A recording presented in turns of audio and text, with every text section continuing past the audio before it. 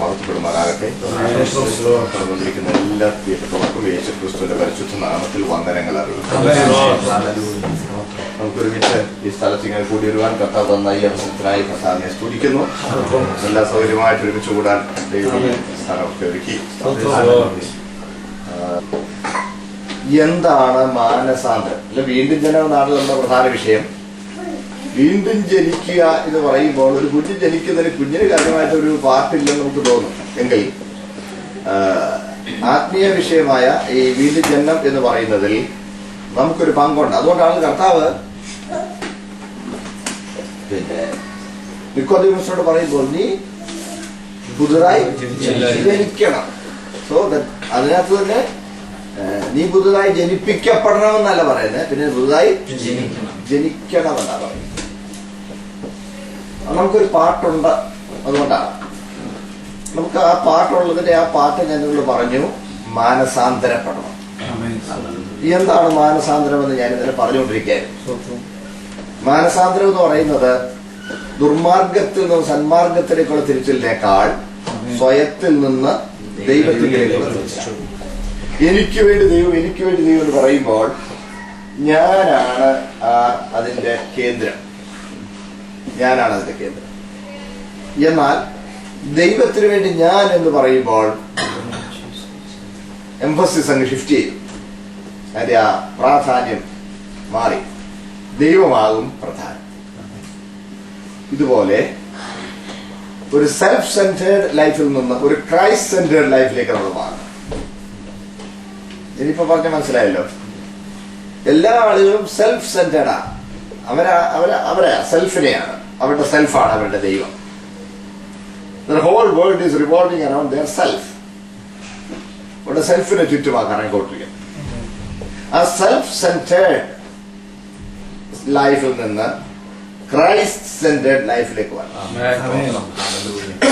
ഒരു ക്രിസ്തു കേന്ദ്രീകൃതമായ ഒരു ജീവിതത്തിലേക്ക് വരണം. കർത്താവിന് വേണ്ടി നമ്മൾ ജീവിക്കണം. നമ്മൾ കർത്താവിന് ഉള്ളവരാണെന്ന് നമ്മൾ മനസ്സിലാക്കണം. അല്ലാതെ കർത്താവിനെ ഉപയോഗിച്ച് നമ്മുടെ കാര്യം നന്നാക്കുക എന്ന ആ ലോക മനുഷ്യന്റെ സങ്കുചിതമായ ചിന്തയിൽ നമ്മൾ, അതാണ് ഞാൻ അത്രയും കാര്യം ഞാൻ നിങ്ങളോട് പറയുകയുണ്ടായി. അപ്പോൾ നമ്മൾ കർത്താവിനെ ഇങ്ങോട്ട് എടുക്കുക എന്നതിനേക്കാൾ നമ്മളെ കർത്താവിന് കൊടുത്താൽ പരിശുദ്ധ ദൈവത്തിന് ഭാവിയായ മനുഷ്യനെ സ്വീകരിക്കണമെങ്കിൽ അവിടെ ചില കാര്യങ്ങൾ നടക്കണം. അതാണ് നമ്മൾ ചിന്തിച്ചുകൊണ്ടിരുന്നത്.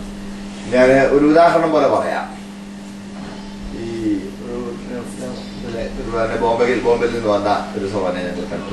സ്ഥലം ഗ്ലാസ്ഗോയിൽ വന്നിരിക്കും അല്ലേ?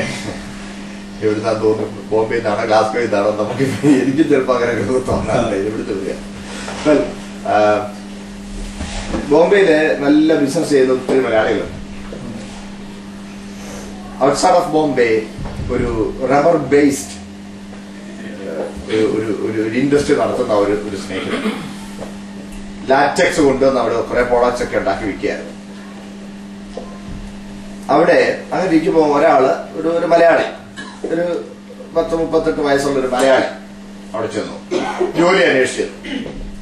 അവനൊരു ക്വാളിഫൈഡ് റബ്ബർ ടെക്നോളജിസ്റ്റ് ആണ്. അവന്റെ ക്വാളിഫിക്കേഷൻസും അവന്റെ എക്സ്പീരിയൻസും ഒക്കെ കണ്ടപ്പോൾ അവൾ ഭയങ്കര വിടുക്കൻ. അവൻ ജോലിക്ക് എനിക്ക് വല്ല ജോലി ഉണ്ടെങ്കിൽ ചെയ്യാമെന്നാണെന്ന് പറഞ്ഞു. ഉടനെ ശരി, അദ്ദേഹത്തിന് താല്പര്യം തോന്നി. ഇവനെ അവിടെ എടുത്തു. ഇവനോട് എടുത്തു കഴിഞ്ഞപ്പോൾ ഭയങ്കര മിടുക്കൻ. ഇവൻ അവിടെ ചെയ്തുകൊണ്ടിരുന്ന പല കാര്യങ്ങൾക്കും പല നിലയിൽ അവരുടെ പല പ്രോഡക്ട്സും ഇവൻ പറഞ്ഞ നിർദ്ദേശപ്രകാരം ചെയ്തപ്പോൾ വളരെ ഇമ്പ്രൂവ്മെന്റ് ഉണ്ടായി. ചെലവൊക്കെ ഒത്തിരി കുറഞ്ഞു. വളരെ മിടുക്കൻ. അത് കഴിഞ്ഞപ്പോൾ പറഞ്ഞു, നമ്മളിങ്ങനെ ഇരിക്കേണ്ട കാര്യമില്ല, ഇങ്ങനൊരു മെഷീൻ കിട്ടും, ഇന്നപോലെ ചെയ്യാം. അവൻ കുറെ കാര്യങ്ങൾ, അവർ ചെറിയൊരു അഡീഷണൽ യൂണിറ്റും കൂടെ തുടങ്ങുന്നതിനെ കുറിച്ച് അവരൊരു പ്രപ്പോസലൊക്കെ പറഞ്ഞപ്പം ശരി, അതുമൊക്കെ ചെയ്തു. അതൊക്കെ ഭയങ്കര സക്സസ്ഫുൾ. ഇങ്ങനെ അവൻ ഭയങ്കര മിടുക്കനായി. കുറച്ച് കാലം കൊണ്ട് തന്നെ അവൻ അവിടെ ഒരു ഇൻഡിസ്പെൻസിബിൾ എലമെന്റ് ആയി. അവിടെ നിന്ന് ഒഴിവാക്കാൻ മേലാത്ത ഒരു പ്രധാനിയായി മിടുക്കൻ. എന്നിട്ട് വേറെ പിന്നെ ഫർദർ ഡെവലപ്മെന്റ് ഭയങ്കര ലാഭമായി, ഭയങ്കര നന്നായി. പിന്നെയും ഒരു മെഷീൻ വാങ്ങിക്കാനായിട്ട് അവന്റെ പണ്ടത്തെ പരിചയം കൊണ്ട് അവൻ പറയുകയും അതിനുവേണ്ടിയുള്ള പ്രപ്പോസലൊക്കെ വെക്കുകയും ബാങ്കിൽ നിന്ന് ലോണെല്ലാം അറേഞ്ച് ചെയ്തു, അതിനുവേണ്ടിയുള്ള നീക്കമായി. അങ്ങനെ ഇരിക്കുമ്പോഴാണ് ഈ ഫാക്ടറി നടത്തുന്ന ആളിന്റെ ഒരു സഹോദരൻ, അനിയൻ, ഗുജറാത്തിന്റെ ബോർഡറിൽ വേറൊരു യൂണിറ്റ് നടത്തുന്നുണ്ട്. അവനൊരു ദിവസം കൊണ്ട് വന്ന് പറയാം, അച്ഛാ ഒരു കാര്യം, നമ്മൾ ആ ബുധനെടുത്ത കക്ഷിയില്ല, മൂപ്പരെ തേടി പോലീസ് വന്നു. ബോംബെയില് പലയിടത്ത് അന്വേഷിക്കുന്നുണ്ട്. അവൻ ബോംബെ കുറച്ചാളുണ്ടായിരുന്നു. എത്രയാണ് വേണ്ട ഭയങ്കര തിരിമറിയും ഭയങ്കര കുഴപ്പമുണ്ടാക്കിയിട്ട് നാട്ടിൽ നിന്ന് മുങ്ങിയേക്കുന്ന അവനെ വിടുക നല്ലത്, അല്ലെങ്കിൽ പിന്നെ അതിനേക്കാൾ ആരും പറഞ്ഞു പ്രശ്നമാവും. അതാ നേരാന്നോടാ, സത്യമാണെന്നേ. ഇവിടെ ഉണ്ടെന്ന് അറിഞ്ഞിട്ട് അവിടുന്ന് ഒരാൾ എന്നെ വിളിച്ച് പറഞ്ഞ വളരെ രഹസ്യമായിട്ട് പറഞ്ഞിരിക്കുക. കാര്യങ്ങളൊക്കെ കേട്ടപ്പം വിശ്വസനീയമായ പല കാര്യങ്ങൾ. കുറച്ച് കഴിഞ്ഞ് പുള്ളി കുറേ ആലോചിച്ച് കഴിഞ്ഞിട്ട് അവനെ വിളിച്ചു. ഇതിനെക്കുറിച്ച് ചില കാര്യങ്ങളൊക്കെ കേൾക്കുന്നുണ്ട്. എന്നാ സാറേ, പലതും കേൾക്കുന്നുണ്ട്. ഇത് ശരിയാണോ? നല്ലതും തീയതും കേൾക്കുന്നുണ്ട്. ശരിയാണ് അത് പറയുന്ന കാര്യം, ചിലത് ശരിയായിരിക്കും സാർ. എന്തുവാ കേട്ട് നീ നിന്നെ പോലീസ് അന്വേഷിക്കുന്നുള്ളത്? ഇവിടെയും അവര് മണത്തെത്തിയോ? സംഗതി കുഴപ്പം. എന്നാ പറ്റിയെന്ന് പറ, എന്നാ സംഭവിച്ചെന്ന് പറ. ഇവിടെ അവൻ പറഞ്ഞ അവന് ജോലിയോടുകൂടി തന്നെ ഒരു റബ്ബർ മാർക്കറ്റിംഗ് സൊസൈറ്റിയുടെ സെക്രട്ടറി ആയിരുന്നു. അവിടെ ഒരു 10 ലക്ഷം രൂപയുടെ തിരിമറിയൊക്കെ ഉണ്ട്. അതായിപ്പം ഏറ്റവും പ്രധാനമായ പ്രശ്നം. ഒടുവിൽ പിടിച്ചു, ഒടുവിൽ മുഖ്യക്കളിയില്ലാതെ ഓടിയതാണ് നാട്ടിൽ. അവൻ പറഞ്ഞു, എല്ലാവരും കൂടെ കൂടിയാണ് ഇത് പണ്ട് തിരിമറി നടത്തിയത്. എനിക്ക് 1 ലക്ഷം രൂപ കിട്ടിയുള്ളൂ. പക്ഷെ കൊടുക്കാൻ വന്നപ്പോൾ ഞാൻ റെസ്പോൺസിബിൾ എന്നുള്ളത് കൊണ്ട് സംഗതി മുഴുവനെ തോളലായി.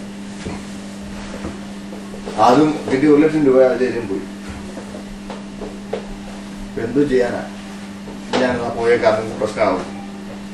എടാ നീ അങ്ങനെ പോയ കാര്യം, നീ എങ്ങോട്ട് പോകണം? എനിക്ക് എങ്ങോട്ടാ എനിക്കറിയാൻ പറ്റില്ല. ഞാൻ എങ്ങോട്ടാലും പോവുക, അല്ല എന്ത് ചെയ്യും? ഒരു വല്ലാത്ത പഠിക്കാൻ. ഏതായാലും നീ ഇരിക്കേ, നോക്കട്ടെ. ഇത് ആലോചിച്ചിട്ട് ഒരു വഴിയുമില്ല. പിന്നെ അവനെ വിളിച്ചു വന്നാൽ എന്ത് ചെയ്യാനാ? ഞാൻ നിൽക്കുന്ന അബദ്ധമാക്കോട്ടെ. അവസാനം പുള്ളി പറഞ്ഞു, ഇതിനൊക്കെ വല്ലതും പറയാനുണ്ടോന്ന്. 10 ലക്ഷം രൂപ തന്ന് എന്നെ സഹായിക്കാൻ വേണ്ടി ഞാൻ എന്നും നിങ്ങളുടെ കൂടെ നിന്നോളാം. എന്നെ ഈ ഗതികേടിൽ നിന്നൊന്ന് വിശ്വസിക്കണം. എടാ നിന്നെ ഇവിടെ വേണോടാ, അല്ല ഇപ്പം ഓർഡർ ചെയ്തിരിക്കുന്ന മെഷീനൊക്കെ വന്നു കഴിഞ്ഞാൽ സംഗതി ഇത് ഞാൻ പറയുന്നത് മനസ്സിലാവുന്നു. അങ്ങനെ 10 ലക്ഷം രൂപ ഇപ്പൊ മാറ്റാൻ എന്റെ ഇല്ല, എന്നാലും എങ്ങനെയെങ്കിലും ഞാന് അങ്ങനെയാണെങ്കിൽ വളരെ നന്ദിയുള്ളവനായി എന്റെ ജീവകാലം മുഴുവൻ നിങ്ങളുടെ അടിമയെ പോലെ എന്നോട് നിന്നോളാം. അങ്ങനെ 10 ലക്ഷം രൂപ കൊടുത്ത് പെട്ടെന്നുള്ള അവരുടെ പ്രശ്നങ്ങളിൽ നിന്ന് അവനെ വിടുവിച്ച് അവനെ അവിടെ സ്വീകരിച്ചു. ഞാൻ പറയുന്നത് മനസ്സിലാവുന്നു. ഞാൻ നിങ്ങളുടെ ജോലിക്കാരനായി ഞാനങ്ങ് വന്നേക്കാം എന്നെ തന്നേക്കുന്നു എന്ന് പറഞ്ഞാൽ ഇവനെ എടുക്കണമെങ്കിൽ ഇവന്റെ പേരിൽ നിലനിൽക്കുന്ന നടപടിയിൽ നിന്ന് ഇവനെ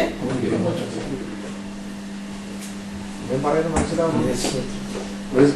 നിങ്ങൾക്ക് മനസ്സിലാകാൻ വേണ്ടിയാണ് എന്റെ പറയുന്നത്.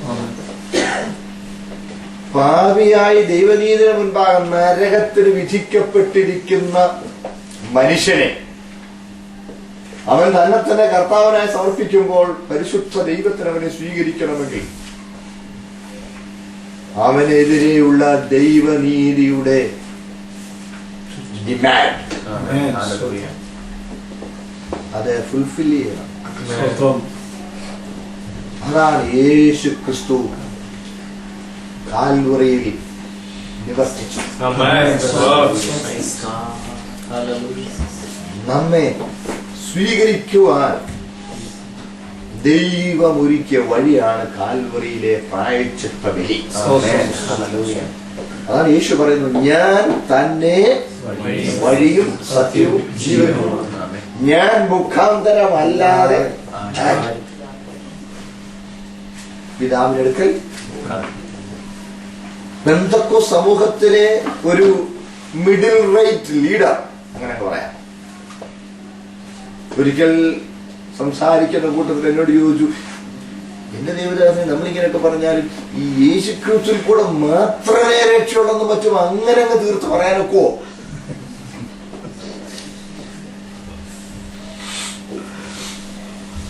മനസ്സിലാവുന്നുണ്ടോ? നമ്മളെക്കാൾ യോഗ്യന്മാരും നല്ലവരുമായി ജീവിക്കുന്ന എത്രയോ പേരുണ്ട്. ശരിയല്ലയോ? അറിഞ്ഞ സത്യത്തിൽ 100% വിശ്വസ്തനായി,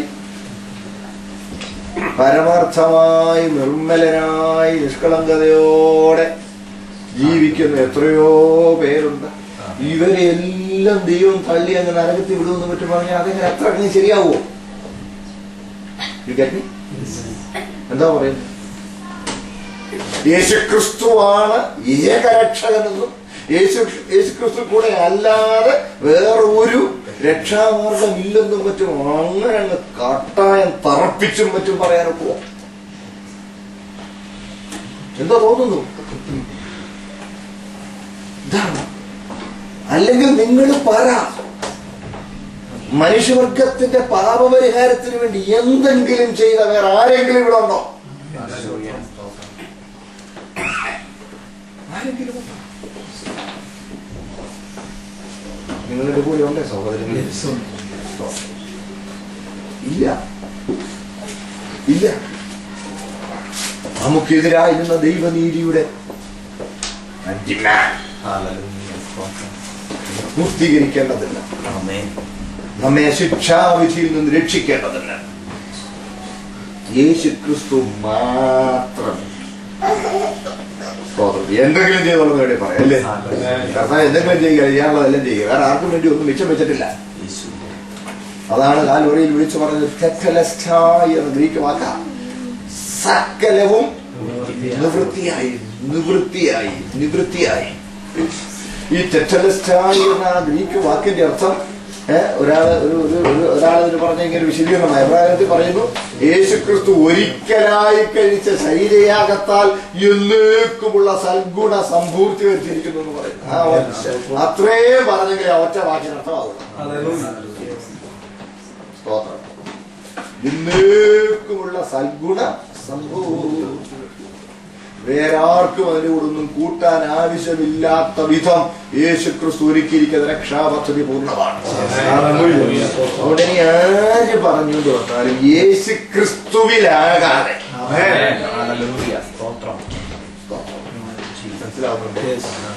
ക്രിസ്തുവിലാകാതെ ക്രിസ്ത്യാനിയായ പോരാ, ക്രിസ്തുവിലാകാതെ യാതൊരുവരും ദൈവ നീതി വിധിച്ചിരിക്കുന്ന ശിക്ഷാവിധിയിൽ നിന്ന് രക്ഷ പ്രാപിക്കാൻ കഴിയില്ല.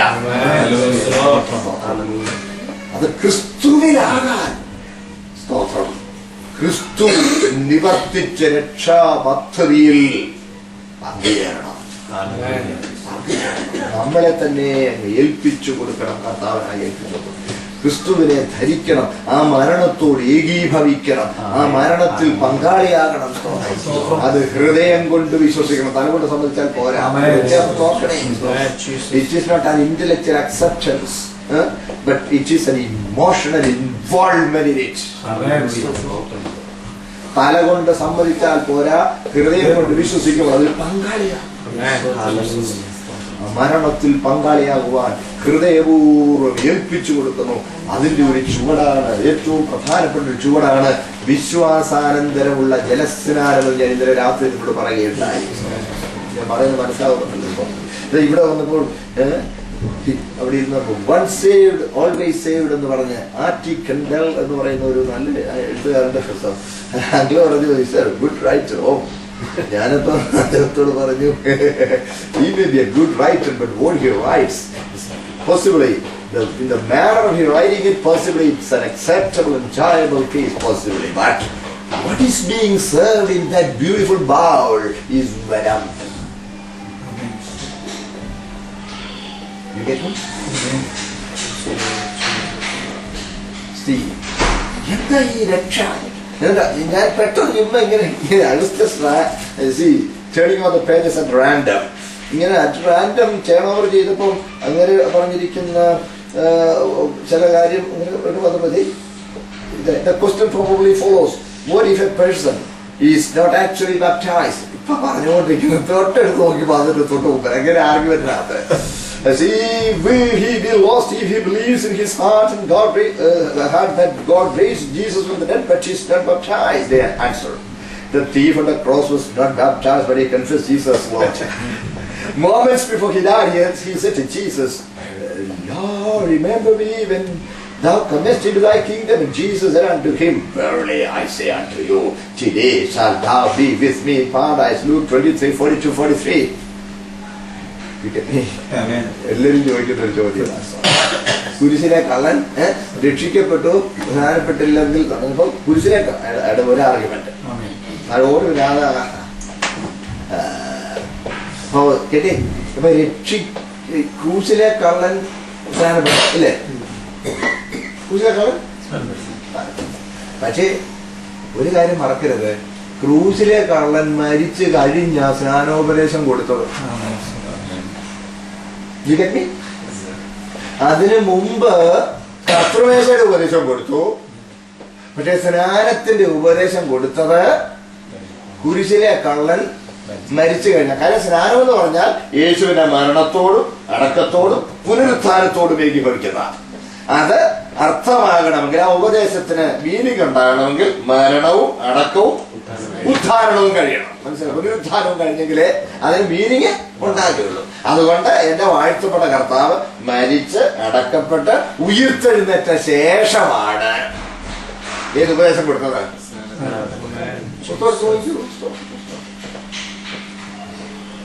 അവന് കിട്ടിയിട്ടില്ല ഒരു ഉപദേശം. മനസ്സിലായോ? അവനനുസരിച്ചില്ല എന്ന് കരുതി. അതിനൊക്കെ വേറല്ലേ അബ്രഹാം സ്ഥാനപ്പെട്ടാർന്നോ ചോദിക്കുന്നത്?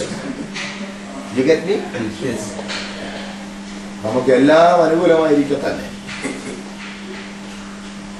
ഈ കൊലമരത്തിന് വിധിക്കപ്പെട്ട തുറുങ്കിൽ മണിക്കൂറിൽ എണ്ണിക്കഴിയുമ്പോഴാണ് നിനക്ക് രക്ഷയുടെ അനുഭവം ഉണ്ടായത്. കർത്താവിൽ പൂർണ്ണമായും വിശ്വസിക്കുകയും സമർപ്പിക്കുകയും ചെയ്യാൻ അവസരമുണ്ടായത്. അതിന് പുറത്തു വന്ന ഒരു സ്നാന ശുശ്രൂഷയിൽ വിധേയപ്പെടുവാൻ നിനക്ക് അവസരമില്ലായിരുന്നു. ആ ഡഞ്ചനിൽ നിന്ന് നിനക്ക് റീബർത്ത് എക്സ്പീരിയൻസ് ഉണ്ടായ ആ ഡഞ്ചനിൽ നിന്ന് straight away you are going to the gallows. Suppose അവിടുന്ന് നേരെ കഴുമരത്തിലേക്കാ പോയത്. സ്നാനപ്പെടാൻ ചാൻസ് കിട്ടിയില്ലെങ്കിൽ ദൈവം അത് അംഗീകരിച്ചോളും. കേൾക്കുന്നുണ്ടോ?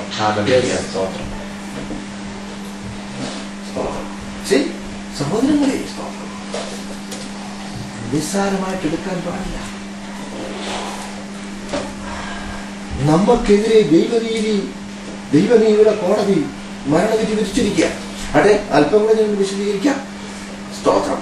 യേശുക്രിസ്തു നമുക്ക് മറുവിലയായി, പ്രായശ്ചിത്ത ബലിയായി, പാപപരിഹാര ബലിയായി, പാപമോചനത്തിന് വഴിയൊരുക്കി, പാപത്തിന് തന്റെ മരണത്തിലൂടെ നീക്കുപോക്കുണ്ടാക്കി. ഇതെല്ലാം ഞാൻ ഇതിലൂടെ പറയുകയുണ്ടായിരുന്നു. നമ്മളതിൽ പങ്കാളിയാകണം. സമൂഹമായി ഏൽപ്പിച്ചു കൊടുക്കുന്ന ഒരു അനുഭവം നമ്മുടെ ജീവിതത്തിൽ ഉണ്ടാകണം. സ്തോത്രം. ഇത് തന്നെയാണ് എന്റെ കർത്താവ് പറഞ്ഞു. യോഹന്നാന്റെ സുവിശേഷം 6-ാമത്തെ അധ്യായം 53-ാമത്തെ വാക്യം വായിച്ച്. യോഹന്നാന്റെ സുവിശേഷം 6-ാമത്തെ അധ്യായം 53-ാമത്തെ വാക്യം വായിച്ച്. 6:53 John's Gospel chapter 6 verse 6. പറഞ്ഞത്, ആമേൻ ആമേൻ ഞാൻ നിങ്ങളോട് പറയുന്നു, നിങ്ങൾ മനുഷ്യപുത്രന്റെ മാംസം ഭക്ഷിക്കാതെയും അവന്റെ രക്തം കുടിക്കാതെയും ഇരുന്നാൽ നിങ്ങൾക്ക് ഉള്ളിൽ ജീവനില്ല. എന്റെ മാംസം ഭക്ഷിക്കുകയും എന്റെ രക്തം കുടിക്കുകയും ചെയ്യുന്നവന് ജീവനുണ്ട്. ഞാൻ ഒടുക്കത്തെ നാളിൽ അവനെ ഉയർത്തെഴുന്നേൽപ്പിക്കും. എന്റെ മാംസം സാക്ഷാൽ ഭക്ഷണവും എന്റെ രക്തം സാക്ഷാൽ പാനീയവുമാകുന്നു. കണ്ടോ എന്തോ ഇതിനർത്ഥം? നിങ്ങൾ ഇവിടെ താഴെ വരുമ്പോ ഇതിന്നട ഈ പറയുന്നേ, ഇവന്റെ മാംസം ഞങ്ങൾക്ക് തിന്നാൻ തരാനും മാത്രം ഉണ്ടോ? ആ കൂടെ ഒരു ഭൂമിയുടെ മാംസമുള്ള മനുഷ്യൻ ഇത്രയും ആൾ നിൽക്കുമ്പോ മനസ്സിലാവുന്നുണ്ടോ? എന്തു പറയും? എന്തൊരു അറക്കത്തക്കത്. What a disgusting statement this man is making. തന്നെയല്ല, രക്തം കുടിക്കണമെന്ന് അവിടെ ന്യായപ്രമാണം രക്തം ഒരിക്കലും ഭക്ഷിക്കാൻ എന്തോ ഒരു അർത്ഥം. ചില ആളുകൾ വിചാരിക്കുന്ന കർത്തൃമേശയുടെ അപ്പവീഞ്ഞുകളാണ്. അതുകൊണ്ടാണ് മീൻസ് നമ്മുടെ ക്രിസ്തീയ സമൂഹത്തിൽ തന്നെ ചില സഹോദരങ്ങൾ അവര് ഈ മരണവിധി വന്ന് പ്രാർത്ഥിക്കുമ്പോൾ ഞാൻ പ്രത്യേകം ശ്രദ്ധിച്ചിട്ടുണ്ട്. ആര് വന്ന് പ്രാർത്ഥിച്ചാലും അവരത് തന്നെ ഇങ്ങനെ ആവർത്തിക്കുന്ന കാണാൻ കഴിയും. അവർ ആവർത്തിച്ച് പ്രാർത്ഥിക്കുന്ന കൂട്ടത്തിൽ നിൻ ശരീര രക്തങ്ങൾ ഭക്ഷിച്ചോരി നിൻ ദാസനെ, മനസ്സിലായിട്ടില്ല, കേട്ടിട്ടുണ്ടല്ലോ. അപ്പൊ അതുകൊണ്ടാണ് ഈ പിന്നെ മരണാസനായി കിടക്കുന്ന ആളിന് വേണ്ടുന്നത് എത്തിച്ചു കൊടുക്കുക എന്ന് പറയും. കേട്ടിട്ടില്ലേ? വേണ്ടുന്നത് എത്തിച്ചു, ഇതാ വേണ്ടുന്നത്. ഏതാ? പള്ളിയിൽ പോയി കർത്തൃമേശ കൊള്ളാനായിട്ട് അവസരമില്ല, ശാരീരികമായ അസ്വസ്ഥത കൊണ്ട് സാധിക്കുന്നില്ല. അപ്പൊ മരണക്കിടക്കയിലായ അപ്പച്ചനോ അമ്മച്ചിക്കോ പള്ളിയിലെ ശുശ്രൂഷക്കാരൻ കർത്തൃമേശയുടെ അപ്പവീഞ്ഞുകൾ വീട്ടിൽ എത്തിച്ചു കൊടുത്ത് അദ്ദേഹത്തിന് ആ ശുശ്രൂഷ നിർവഹിച്ചു കൊടുക്കുന്നതിനാണ് വേണ്ടുന്നത് എത്തിക്കുക എന്ന് പറയുന്നത്. എത്തിച്ചു കൊടുക്കുക, അതാണ് അന്ത്യകൂദാശ. അപ്പോൾ അവിടെ ആ അപ്പവും ആ വീഞ്ഞും അനുഭവിക്കുമ്പോൾ ആ ശരീരരക്തങ്ങൾ ഭക്ഷിച്ചു. അതുകൊണ്ട് പിന്നെ ആ സാക്രമെന്റ് വിധേയപ്പെട്ടത് കൊണ്ട് നിത്യജീവൻ ഉറപ്പായി എന്ന് പല ആളുകളും വിശ്വസിക്കുന്നു. ശരിയല്ലേ? എന്താ അതിന്റെ അർത്ഥം? അപ്പൊ യേശു പറഞ്ഞത് അതാണോ? അല്ല സഹോദരങ്ങളെ. ഇവിടെ താഴോട്ട് വായിക്കുമ്പോൾ എഴുതിയിട്ടുണ്ട്, മാംസം ഒന്നിനും ഉപകരിക്കുന്നില്ല പറയുന്നുണ്ട്. തൊട്ട് താഴോട്ട് വായിക്കുന്നുണ്ട്, മാംസം ഒന്നിനും ഉപകരിക്കുന്നില്ല. അത് ലിറ്ററലായിട്ടുള്ള കാര്യമല്ല. എന്താ പിന്നെ ശരീരം ഭക്ഷിക്കണം, രക്തം പാലിച്ചെന്ന് പറഞ്ഞതിന്റെ അർത്ഥം എന്താണ് പറയാം. ഉദാഹരണം പറയാം. ഞാൻ വടക്ക് കത്താലുവേലിലായിരിക്കുന്ന കാലം ഞങ്ങളുടെ സഭയിലെ അച്ചായൻ വണ്ടി ഓടിച്ചു പോവാം. അദ്ദേഹത്തിന് ഈ ഓപ്പൺ ബോഡിയുള്ള ഒരു ചെറിയ മിനി ട്രക്കാണ്. കുറേ വലിയ ബിസിനസ്സുകാരാണ്. അന്നൊരു ഡ്രൈവർ വരാഞ്ഞോട് അദ്ദേഹം പോവാം. അപ്പം സബ്ജി മണ്ടിയിൽ നിന്ന് പച്ചക്കറി ഡൽഹിയിലുള്ള സൂപ്പർ ബജാർ ഷോപ്സിന്റെ എല്ലാ ഔട്ട്ലെറ്റ്സിലും കൊണ്ടുവന്ന് എത്തിക്കാനുള്ള ഒരു കോൺട്രാക്ട് അദ്ദേഹം. അത് വെളുപ്പിനെ ഒരു 3 മണിയാകുമ്പോൾ പോയതാണ്. പോകുമ്പോൾ മായാപുരി ഫ്ലൈ ഓവർ കയറി ഇങ്ങനെ കൊണ്ടിറങ്ങും. ബിസിനസ് വേഗത്തിലായിരുന്നു. കയറി ഇറങ്ങുമ്പോൾ എന്ത് സംഭവിച്ചു എന്ന് അറിഞ്ഞുകൂടാ. മുമ്പിലത്തെ 2 കിലോ ഒന്ന് ജാമായി തലകുത്തിയായിരുന്നു. പുതിയ വണ്ടിയാണ്. പുറയിൽ 5 പേരുണ്ടായിരുന്നു. കൊച്ചു പച്ചക്കറി കച്ചവടക്കാർ വഴിയിൽ കൈ കാണിച്ച് കയറിയതാണ്. തലകുത്തി അടിച്ചു. 6 പേരുണ്ടായിരുന്നു. 6 പേരിൽ 5 പേര് ഓൺ ദ സ്പോട്ട് മരിച്ചു.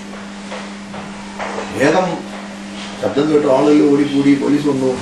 വണ്ടി പൊക്കി ഈ 5 മൃതശരീരങ്ങളെടുത്ത് ഫുട്പാത്തിലോട്ട് നിരത്തിക്കണം.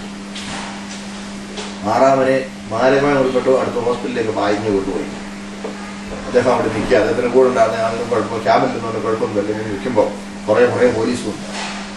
ഒരു പോലീസ് ജീപ്പ് ഇങ്ങോട്ട് വന്ന് സബ് ഇൻസ്പെക്ടർ ലാത്തിയുമായി ചാടി ഇങ്ങോട്ട് ഇറങ്ങി. ചാടി ഇറങ്ങിയിട്ട് ഒന്ന് ഓടി വന്ന് ഈ 5 ശവങ്ങൾ നോക്കി. നാടി വല്ലതും ഉണ്ടോ, വല്ല അനക്കമുണ്ടോ, വല്ല പോക്കുണ്ടോ? ഇല്ല. അയാൾ ചോദിച്ചു, ഗാഡി കോൺസല ആരാ വണ്ടി ഓടിച്ചത്? ാണെങ്കിൽ വലിയൊരു സൈസാണ്, കൊച്ചു മുതലാളി. ഒരു ഡ്രൈവർ വരാഞ്ഞിട്ട് പിന്നെ പുള്ളി കൊച്ചൊരു പുതിയ വണ്ടിയും കൊണ്ട് ചുമ്മാ ഇതിന് പോയതാ. വലിയൊരു സൈസാ. ഒരു കാണിച്ചതും കൊണ്ട് ഇങ്ങനെ ചില ഞാനാ ഓടിച്ചത്. ഞാൻ ഓടിച്ചെന്ന് പറഞ്ഞപ്പം ഞാനാ ഓടിച്ചെന്ന് പറയുന്നത് മദ്രാസിയാ. മരിച്ചത് 5 മീഡിയക്കാരന്മാരാണ്. ആയിരുന്ന ലാത്തി കൊണ്ട് അയാളെ കോടവയാണ് ഒരു കുത്തേ.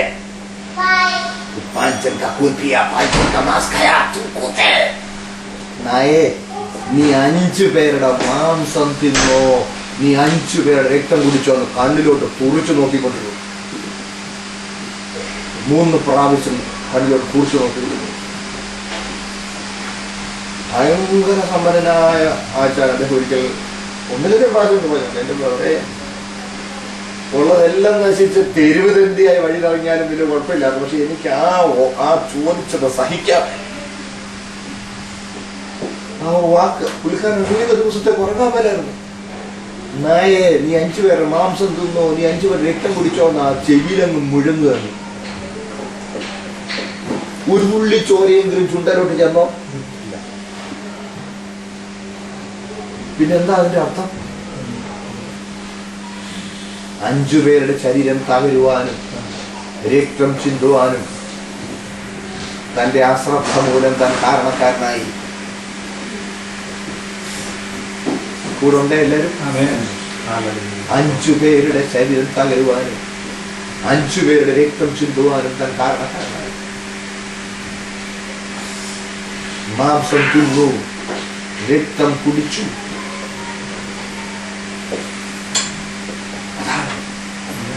നമ്മൾ എന്താ വിചാരിക്കുന്നത്? കറുത്ത തിരുമേശ്ശേരി അപ്പപിടിയിലേക്ക് നമ്മൾ കൈ നീട്ടുമ്പോ,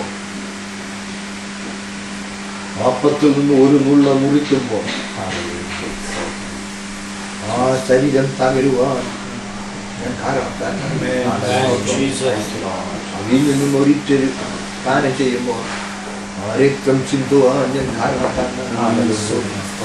ഏറ്റവും ഗൗരവത്തോടുകൂടി പങ്കെടുക്കേണ്ട ഒരു ശുശ്രൂഷ. സ്തോത്രം. I crucified the Lord. I have a part in the crucifixion. എല്ലാവരും എന്റെ കൂടെ ഉണ്ടല്ലോ. യേശുവിന്റെ ക്രൂശമരണത്തിൽ എനിക്ക് പങ്കുണ്ട്. ഈ അംഗീകാരവും ഏറ്റുപറച്ചിലുമാണ് അവന്റെ മാംസം തിന്നണമെന്നും അവൻ രക്തം കുടിക്കണമെന്നും പറയുന്നതിന്റെ അർത്ഥം.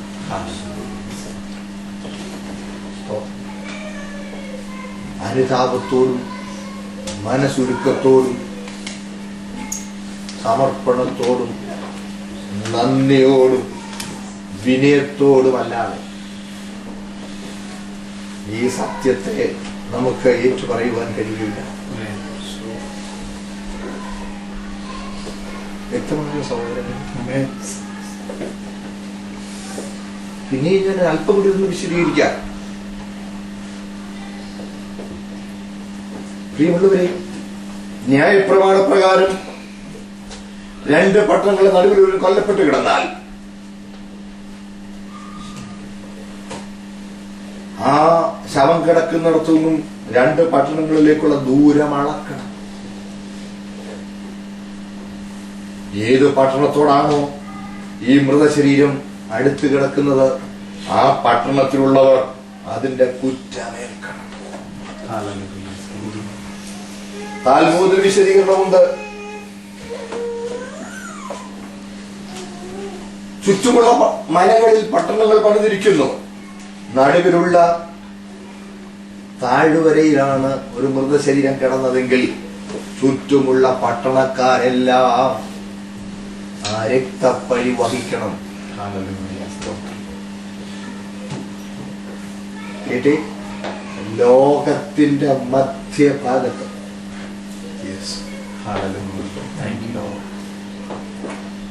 ഒരു മധ്യാഗ്നവയിലിൽ 2 കൊടിയ കള്ളന്മാരുടെ മധ്യേ, ആകാശത്തിനും ഭൂമിക്കും മധ്യേ, ചരിത്രത്തിനും കാലത്തിനും മധ്യേ ഏകമധ്യസ്ഥനായ മിശിഹ സകല മനുഷ്യവർഗത്തിന്റെ പാപത്തിനായി ക്രൂശിക്കപ്പെട്ടു. യേശുവിന്റെ മരണത്തിൽ മനുഷ്യവർഗത്തിന് മുഴുവനും പങ്കുണ്ട്. മുഴുവനും പങ്കുണ്ട്. കേട്ടേ, ആ പങ്ക് ഇന്ന് അംഗീകരിച്ച് ഏറ്റുപറഞ്ഞ് അതിൽ പങ്കുണ്ടെന്നുള്ളത് ഏറ്റുപറഞ്ഞാൽ, അത് അംഗീകരിച്ചാൽ പാപമോചനം. ഇല്ലെങ്കിൽ ആ രക്തപ്പഴിയിലുള്ള പങ്ക് അംഗീകരിച്ച് ഏറ്റുപറഞ്ഞില്ല എന്ന കുറ്റം ചുമത്തി ശിക്ഷാവിധി. ഞാൻ ഇന്നലെ രാത്രി നിങ്ങളോട് പറഞ്ഞില്ല, ഒരൊറ്റ പാപമേ ക്ഷമിക്കപ്പെടാത്തതായിട്ടുള്ളൂ. നരകവിധിക്ക് ഒരൊറ്റ കാരണമേ ഉള്ളൂ, പാപം ചെയ്തുകൊണ്ടല്ല നരകവിധി. അത് നമ്മൾ വായിച്ചു. യോഹന്നാന്റെ സുവിശേഷം 3-ാം 17-18 വാക്യങ്ങളൊക്കെ നമ്മൾ വായിച്ചു. ന്യായവിധി എന്നതോ വെളിച്ചം ലോകത്തിൽ മനുഷ്യർക്ക് ദോഷമുള്ളതാണ്. വെളിച്ചത്തെക്കാൾ ഇതിനെ പുത്രനിൽ വിശ്വസിക്കുന്ന ജീവനുണ്ട്, പുത്രനെ അനുസരിക്കാത്തവനോ ജീവനവന് ന്യായവിധിയാണ്. അപ്പോൾ യേശുക്രിസ്തു വിശ്വസിച്ചില്ല എന്നതാണ് യേശുവിന്റെ മരണത്തിൽ തനിക്കുള്ള പങ്ക് അംഗീകരിച്ച് ഏറ്റുപറഞ്ഞില്ല എന്നുള്ളതാണ് നരകവിധിക്കുള്ള കാരണം. ദാറ്റ് മീൻസ് ഏതെങ്കിലും ഒരു വ്യക്തി നരകത്തിലേക്ക് വിധിക്കപ്പെട്ടാൽ ആ വ്യക്തിയെ യേശുക്രിസ്തുവിനെ കൊലപാതക കുറ്റം ചുമത്തിയാണ് നരകത്തിലേക്ക് വിടുന്നത്. You get me? യേശുവിന്റെ കൊലപാതക കുറ്റം അത് ചുമത്തിയാണ് നരകവിധിക്കായി തള്ളുന്നത്.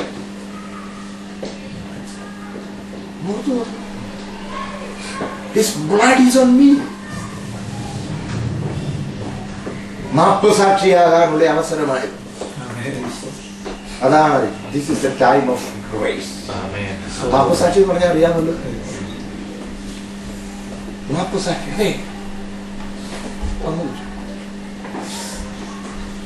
അതിനുള്ള അവസരമാണ്. ഈ അവസരം നമ്മൾ തന്നെ മാത്രമല്ല മറക്കരുത്, സകല മനുഷ്യവർഗത്തിന്റെ പാപം വഹിച്ചുകൊണ്ടാണ് യേശു കാൽവറിയിൽ യാഗമായത് എന്നൊക്കെ പറയുമ്പോ എന്താ, ഗെത്സമനയിലെ യേശുവിന്റെ പ്രാർത്ഥന പലരും തെറ്റിദ്ധരിച്ച് കേൾക്കാറുണ്ട്. തെറ്റിദ്ധരിച്ചതിനെ കുറിച്ച് പറയുന്നത് കേട്ടാണ്.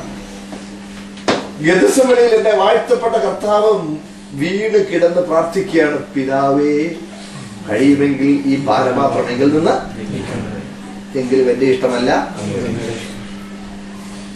മരണം നീങ്ങിപ്പോകാൻ പ്രാർത്ഥിക്കായിരുന്നോ? അല്ല, അല്ലല്ല. ചില ആളുകൾ ഞാൻ ഒരിക്കലൊക്കെ വായിച്ചു, ഒരു നിരീക്ഷന്റെ, അതായത് ഇടമറുകിന്റെ പുസ്തകം. ഇടമറുക എന്ന് പറഞ്ഞു വലിയ കാര്യമൊന്നുമില്ല, വേറെ ചില നല്ല ചില എത്തീസിന്റെ റൈറ്റിംഗ്സ് ഉണ്ട്, ഇച്ചിരി ഫിലോസോഫിക്കൽ ആയിട്ടൊക്കെയാണ്. ഇത് ഇങ്ങനെ അത്ര ഒന്നും ഡെപ്തൊന്നുമില്ല. ഇതിനായിട്ട് അതിനകത്ത് പറഞ്ഞിരിക്കുന്നത് കേട്ടിങ്ങനെ, സോക്രട്ടീസിന്റെ മുമ്പിൽ യേശു ആരാ? സോക്രട്ടീസ് അറിയാമല്ലോ, വലിയ ഗ്രീക്ക് തത്വചിന്തകൻ. അദ്ദേഹത്തെ വിഷം കൊടുത്തു കൊല്ലാൻ, ഹെംലക്ക് എന്ന വിഷം കൊടുത്തു കൊല്ലാൻ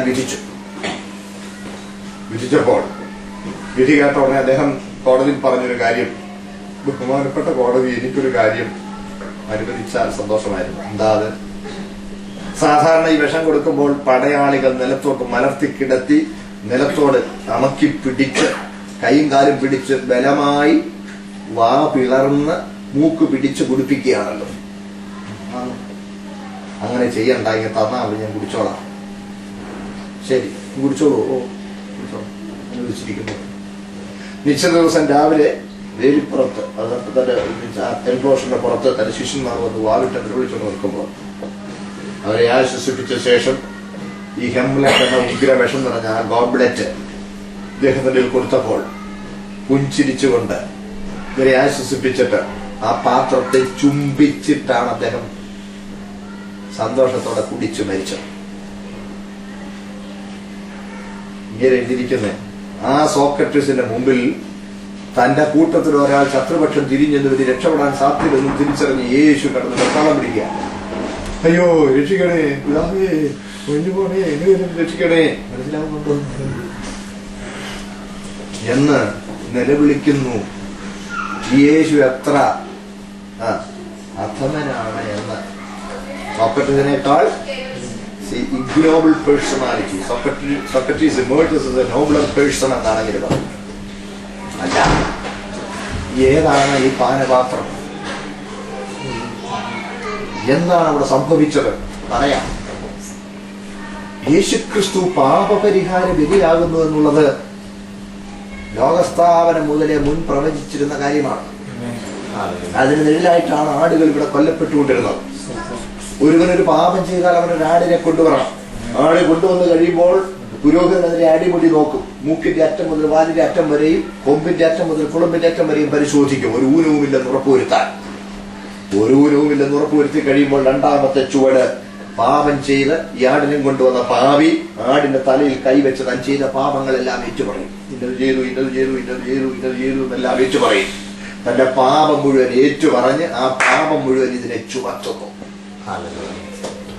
ചുമത്തി കഴിയുമ്പോൾ പുരോഹിതൻ ഈ ആടിനെ വലിച്ചോണ്ട് അങ്ങ് പോവുകയാണ്. അലിച്ചോണ്ട് നിലവിളിച്ചോണ്ട് ഈ ആട് പോവുക, കൊല്ലപ്പെടാൻ കൊണ്ടുപോവുകയാണ്. കൊണ്ടുപോകുമ്പോൾ ഈ കുറ്റവാളി പാപി തന്റെ കൈകൾ മാറത്തിങ്ങനെ പിണച്ചു വെച്ച് തല കുനിച്ചു നിൽക്കും. അപരാധി അനുതാപിയായി, അപരാധം ചെയ്തവൻ അനുതാപത്തോടെ ഇങ്ങനെ നിൽക്കും. ആരെ നോക്കിക്കൊണ്ട് നിൽക്കും. അതാ എന്റെ പാപവും വഹിച്ചോണ്ട് പോകുന്നു. ഇത് തന്നെയാണ് യേശുവിനെ ചൂണ്ടിക്കൊണ്ട് യോഹന്നാൻ സ്നാപകൻ പറഞ്ഞ ലോകത്തിന്റെ പാപം ചുമന്ന് ഒഴിക്കുന്ന ദൈവത്തിന്റെ. ശ്രദ്ധിക്കണേ പ്രിയമുള്ളവരെ, യേശു ക്രിസ്തു ആദാമ്യവർഗത്തിന് മുഴുവൻ പാപവും തന്റെ മേൽ ചുമക്കുകയായിരുന്നു ഗെത്സമനയിൽ. വായിച്ചാട്ട് മത്തായിയുടെ സുവിശേഷം 26-42 വാക്യം.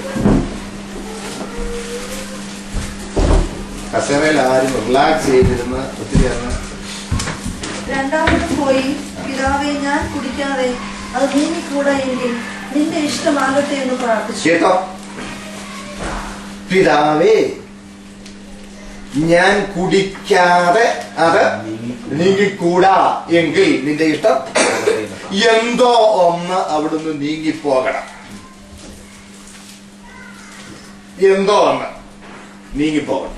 അത് നീങ്ങിപ്പോകാൻ ഞാൻ കുടിക്കുകയല്ലാതെ വേറെ വഴിയില്ലെങ്കിൽ തന്നേര്. മനസ്സിലാവുന്നുണ്ടോ? നീങ്ങിപ്പോകേണ്ടത് ആദാമ്യവർഗത്തിന്റെ പാപത്തിന്റെ കുറ്റവും അതിന്റെ ശിക്ഷയുമാണ്. മനസ്സിലാവുന്നുണ്ടോ? ആദാമ്യവർഗത്തിന്റെ പാപത്തിന്റെ കുറ്റവും ശിക്ഷയുമാണ് നീങ്ങിപ്പോകേണ്ടത്. അത് നീങ്ങിപ്പോകുവാൻ പാപപരിഹാരത്തിന് വേറൊരു വഴിയുമില്ലെങ്കിൽ ഇങ്ങനെ തന്നേര്. ഔപചാരികമായി ഏതൊരു കാര്യവും തീരുമാനിക്കുന്നതിന് മുമ്പ് അവസാനമായി ഒന്നുകൂടി ഉറപ്പിക്കുന്ന ഒരു രീതിയുണ്ട്.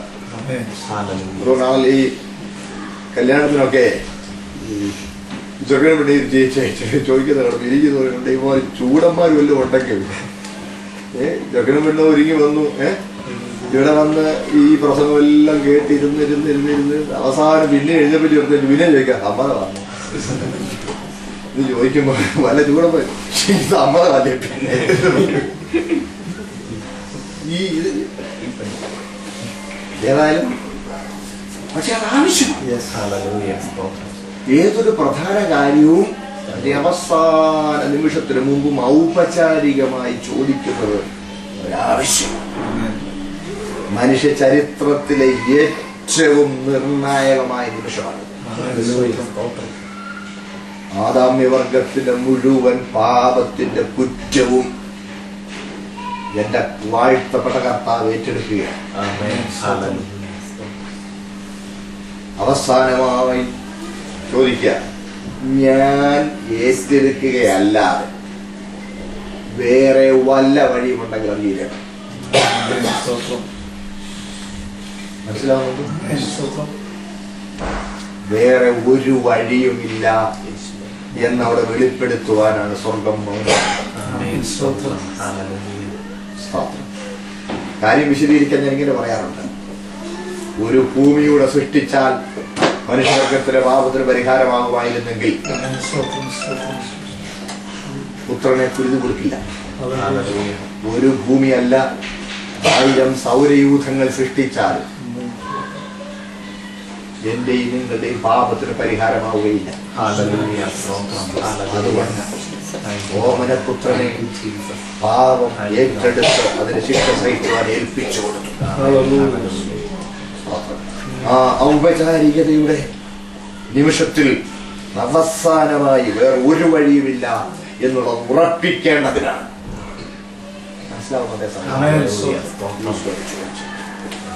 നമുക്കറിയാം, രൂത്തിന്റെ പുസ്തകത്തിൽ വീണ്ടെടുപ്പിനെ കുറിച്ച് കാണാം. രൂത്തിന്റെ പുസ്തകത്തിൽ വീണ്ടെടുപ്പിനെ കുറിച്ച് രൂത്തിനോട് ബോവസ് സംസാരിക്കുമ്പോൾ പറയുകയാണ്, എനിക്ക് മുമ്പേ ഒരുത്തനും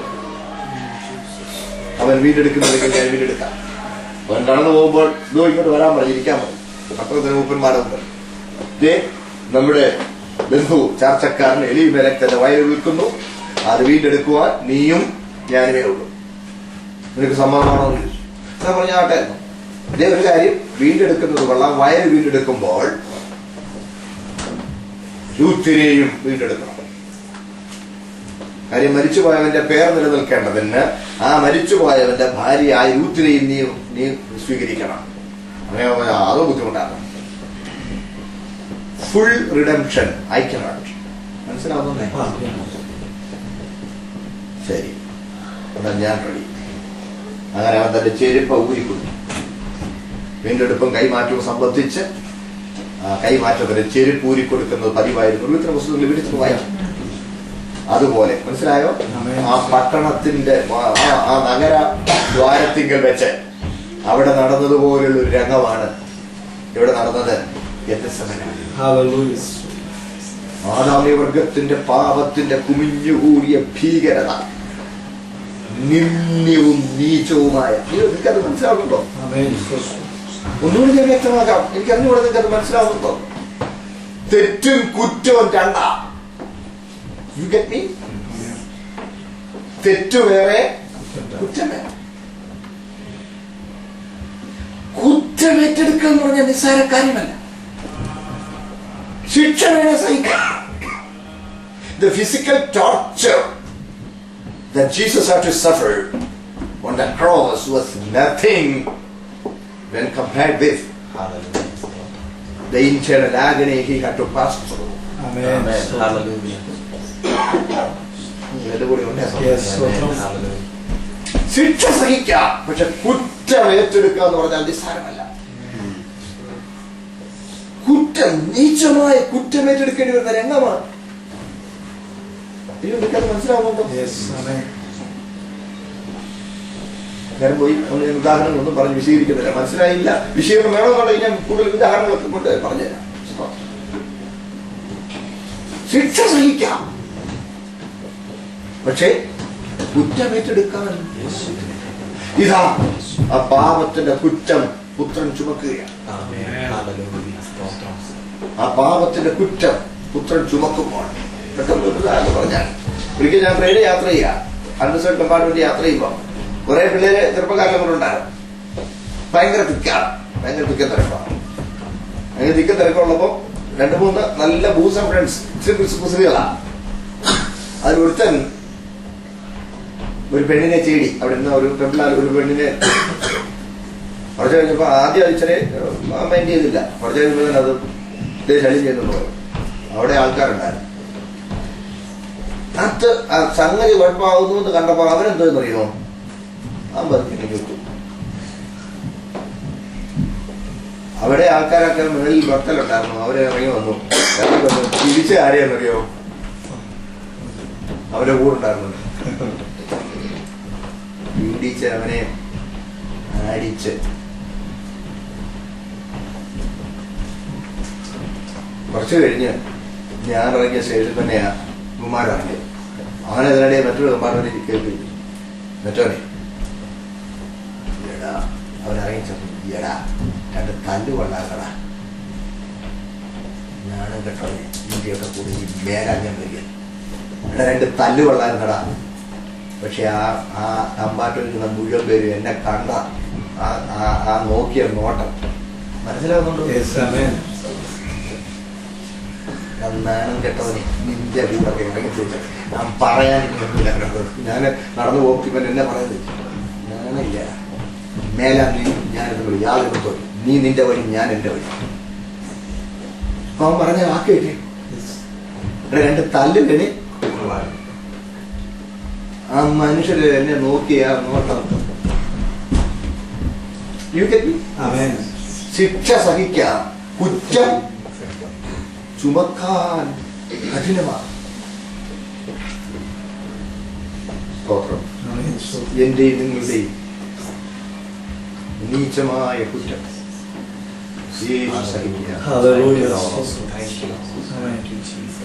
അതിനുശേഷം ശിക്ഷ സഹിച്ചു.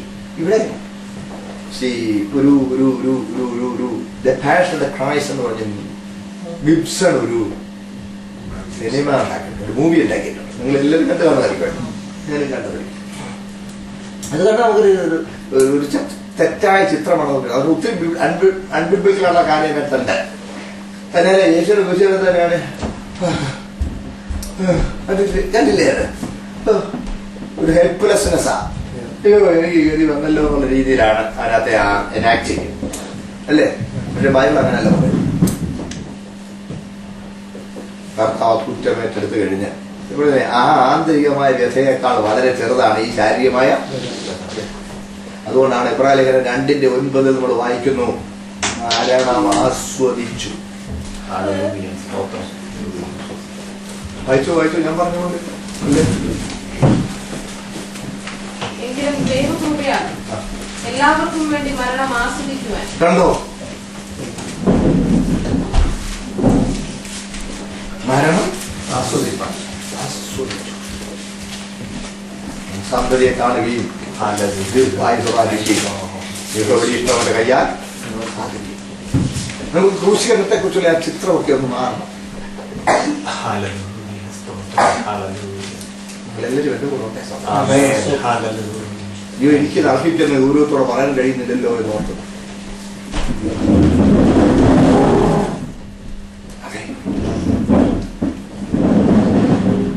Jesus was not somehow biting down all the pains and the agonies, but in the innermost hearts, he had the joy. Because he was doing it out of love for us. Hallelujah. Thank you, Jesus. Thank you. നമ്മളോടുള്ള സ്നേഹം കൊണ്ടാണ്. അതുകൊണ്ടാണല്ലോ യാക്കോബിനെ കുറിച്ച് പറയുമ്പോൾ യാക്കോബ് ലാബാന്റെ വീട്ടിൽ 7 കൊല്ലം അടിമ വേല ചെയ്യുക. കുറച്ച് കഴിഞ്ഞപ്പോൾ ലാബാനോട് സംസാരിക്കുമ്പോൾ അവൻ പറയുന്നുണ്ട്, ഞാൻ നശിച്ചു, ഞാൻ ക്ഷയിച്ചു, പകൽ വെയിൽ കൊണ്ടും രാത്രി മഞ്ഞു കൊണ്ടും. പകൽ കളവ് പോയതിന് നീ എന്നോട് ചോദിച്ചു, രാത്രി കളവ് പോയതിന് നീ എന്നോട് ചോദിച്ചു. എന്റെ ഗതി ഇങ്ങനെയായിരുന്നു, ഞാൻ കഷ്ടപ്പെടുകയായിരുന്നു. അങ്ങനെ കഷ്ടകരമായ ഇടയവേല താൻ ചെയ്യുമ്പോഴും പുസ്തകം പറയുന്നു, റാഹേലിന് വേണ്ടി ആയതുകൊണ്ട് അവൻ അവളെ സ്നേഹിക്ക നിമിത്തം അത് എത്രയും അല്പകാലം പോലെ.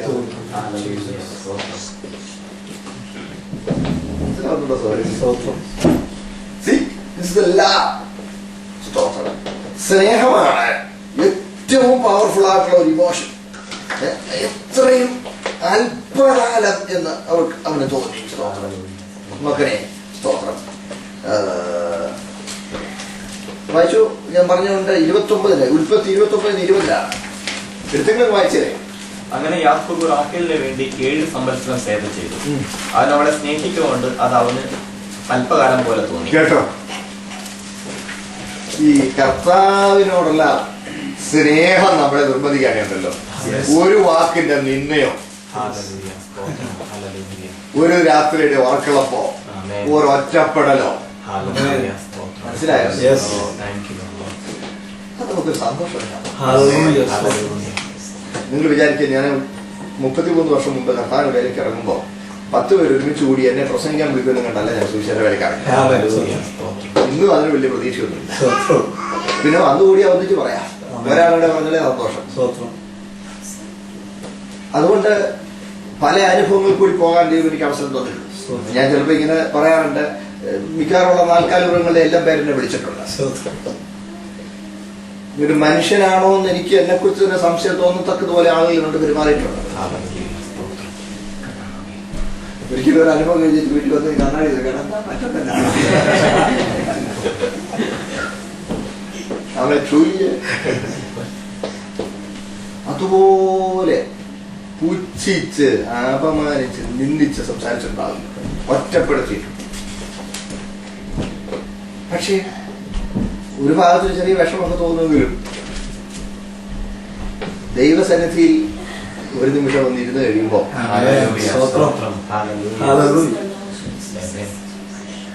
ഭയങ്കര സന്തോഷം. ഇത് കാൽമുറിയിൽ എന്റെ കർത്താവ് വേദന സഹിച്ച സമയമാണ്. സ്തോത്രം. നമ്മളെ വിടുവിക്കേണ്ടത് ഈ സത്യം വേദപുസ്തകം വ്യക്തമാക്കിയിരിക്കുമ്പോൾ ഒരൊറ്റപ്പെടലോ ഒരു വാക്കിന്റെ നിന്നയോ ഭയന്ന് ദൈവവചന സത്യത്തിൽ നിന്ന് മാറി നിൽക്കുന്ന നിങ്ങളുടെ കൂടെ ഉണ്ടേ. അവനെ കുറിച്ച് ലജ്ജിച്ചാൽ അവൻ നമ്മെ കുറിച്ച് ലജ്ജിച്ചിരിക്കും.